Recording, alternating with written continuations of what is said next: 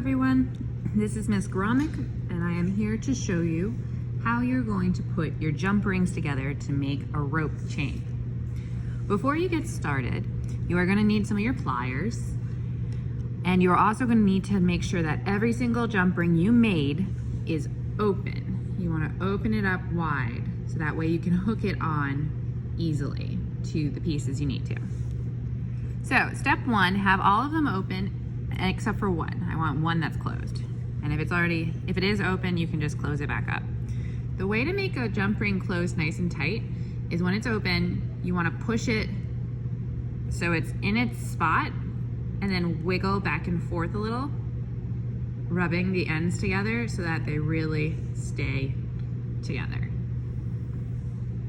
Okay, so I have one. I'm gonna hook on another one onto that one and close this one.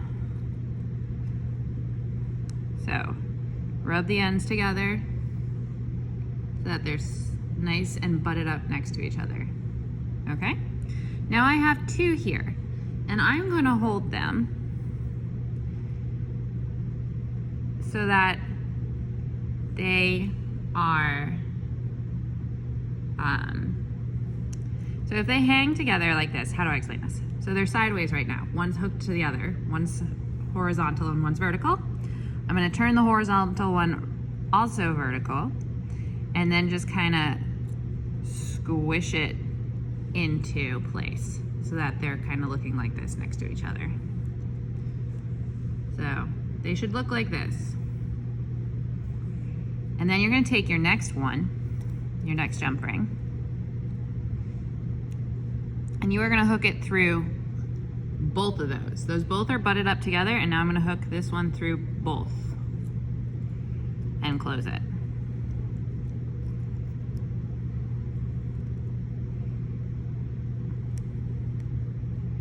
Rub the ends together.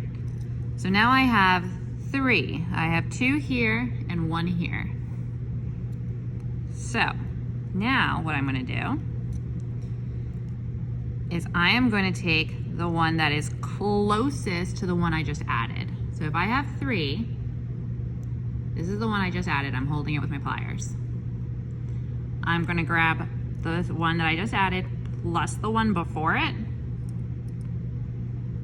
and make that a set. So I have this one. This was the first one I started with, and I'm leaving that alone. These two, this one was this way. These two were horizontal. This one was vertical. I'm gonna take the vertical and butt it up so it's next to the one closest to it. I hope that's the best way to explain it. And I'm gonna take another jump ring and hook two on. So I'm always hooking two and close that one.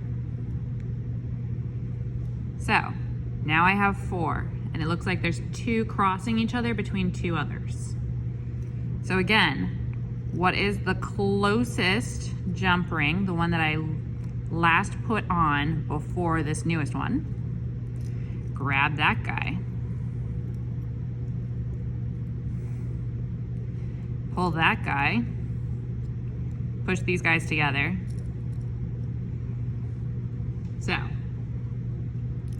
this is my new one that I just put on, this one. This is the oldest. This is the one that was before this one. There you go. New one, one that was before. Smush those two together and put a jump ring between those two. So you're always putting a jump ring onto two. You're always hooking a jump ring onto two. Okay. Now if you notice any of your ends are kind of funky, you can always go back and fix them. So where's the one I just put on? There's the one I just put on. Here's the one that was right before it. It's the one that's closest to the one I just put on. They're now up against each other. And I can put my next one on. So, and I just keep doing that. I keep adding one that is around two. So it always circles around two.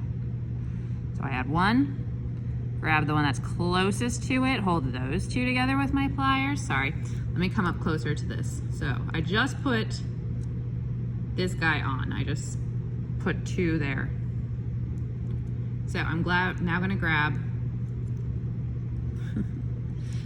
the two that are closest to each other, like that, and hook another jump ring through both of them, and close. Now I have this one as my new one, and this jump ring as my old one. There we go. So I hold the old one and the new one close together and hook the next one.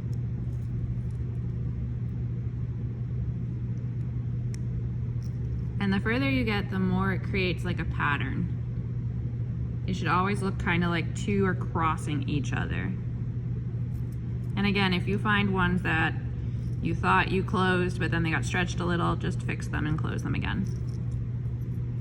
But in the end, it should look like a pattern of two jump rings crossing each other, connected to another two jump rings crossing each other, connected to another two jump rings crossing each other. And it should just keep looking like that.